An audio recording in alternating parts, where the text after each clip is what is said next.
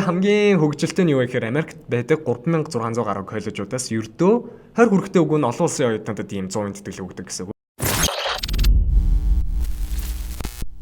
За бүгдээрийнх нь одоо ярилцах сэдв бол санхүүгийн дэмжлэг байгаа. За энэ дээр буруу итгэл үнэмшлээ гэхээсээ илүү манай залуучууд аав ээж нар яг зөв сайн ойлголттой байдгүй юм шиг санагдсан. За тэгэхээр бүгдээрээ одоо төсөөлөөрэй заяа. Чи зүгээр Америкаас өөр орнд хүссэн орныхоо хүссэн сургуультай тэнцсэн. Ее. Одоо ихтэй гол асуудал нь чи 100% тэтгэлэгтэй сурмаар байгаа тийм.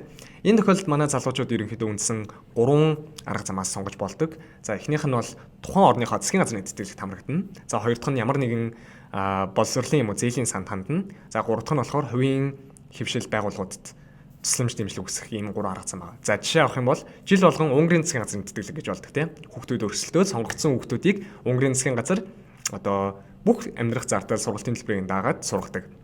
Эсвэл манай боловсролын зээлийн сан байна тий. Жилийн топ 50 сургуулийн аль нэгэнд нь тэнцээд за тэгээд тодорхой шаардлагууд хангах юм бол улсаасаа дэмжүүлээд одоо тэр сургуультай сурах боломжтой болно гэсэн.